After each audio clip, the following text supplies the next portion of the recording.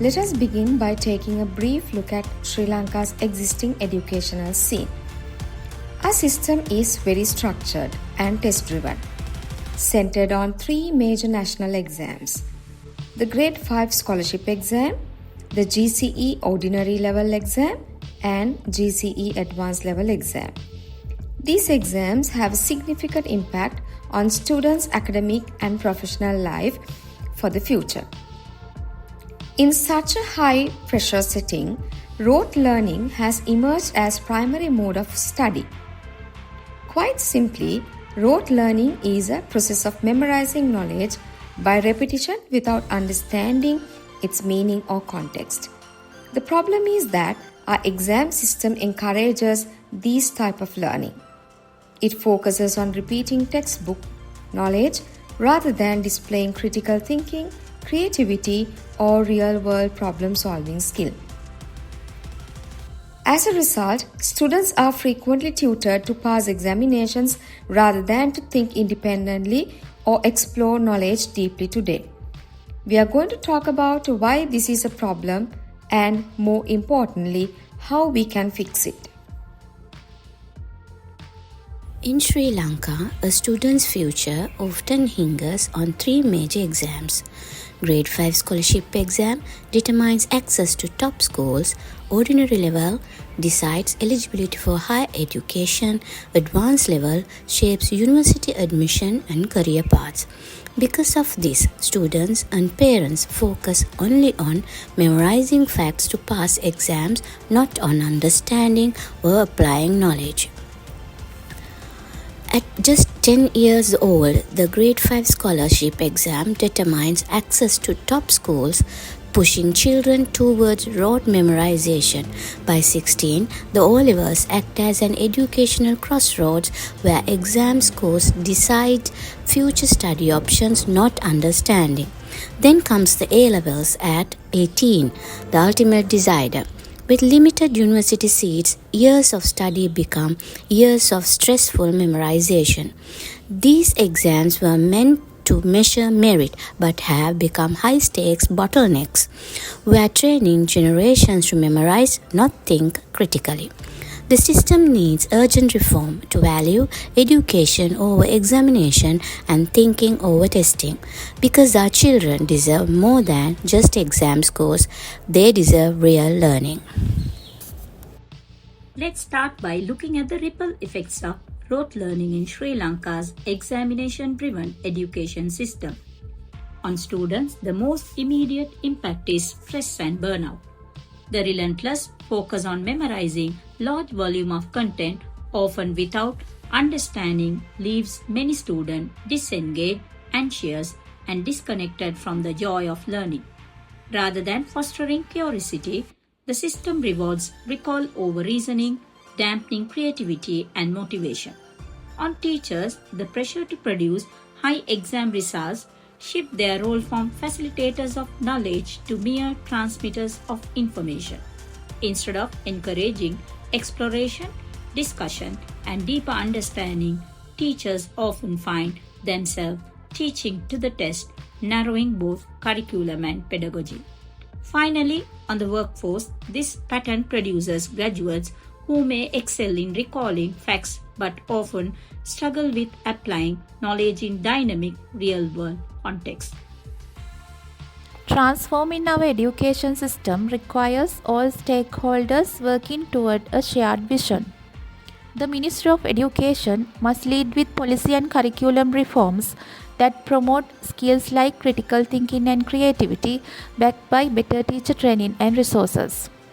The National Institute of Education should design learner-centered curricula and train teachers to use active, student-focused methods.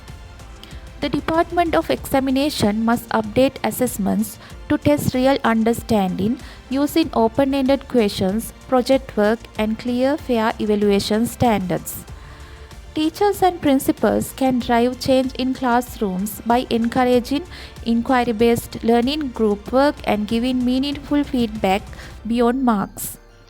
Parents and students need to shift focus from grades to learning and support creativity at home.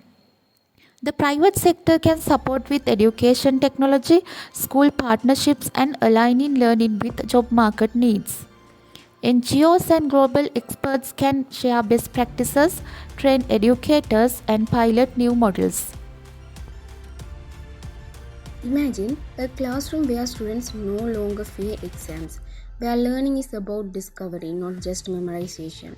But if we assessed children not only on what they write in 3 hours, but on how they think, collaborate, and apply knowledge in real life.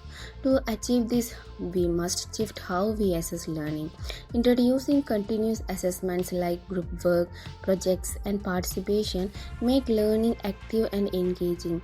By reducing the weight of the final exam, we ease pressure and reward consistent effort.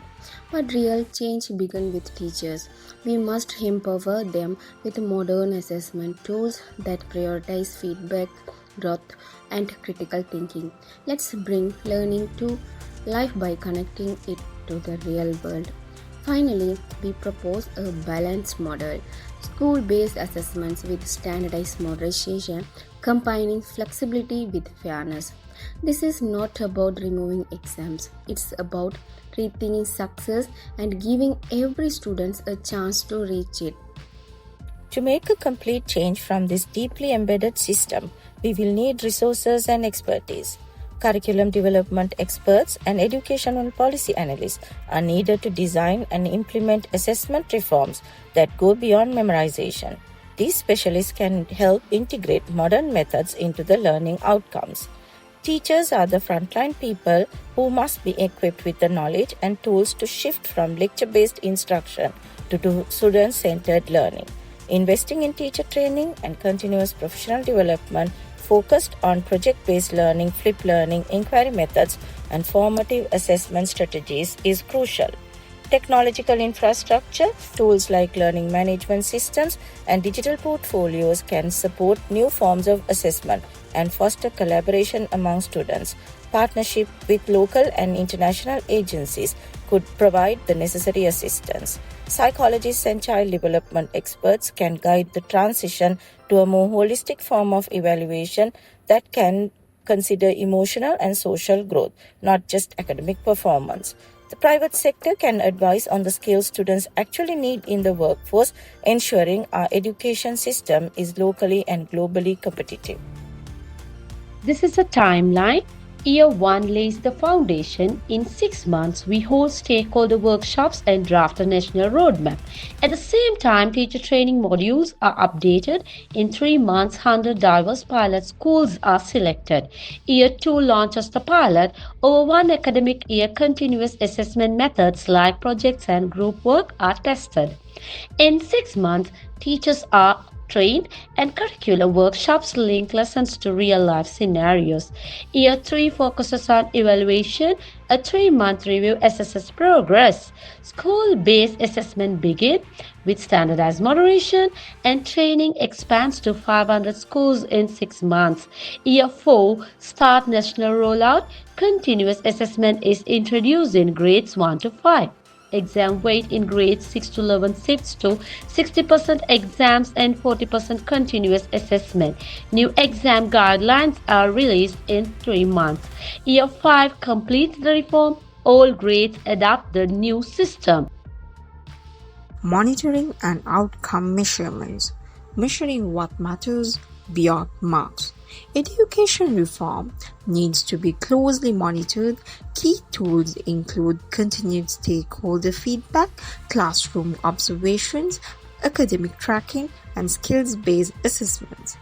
How do we know if we are truly breaking free from rote learning? It starts with listening to the voices that matter most. We gather feedback from students, teachers, and parents not just once, but regularly. We observe real classrooms to see how learning is evolving.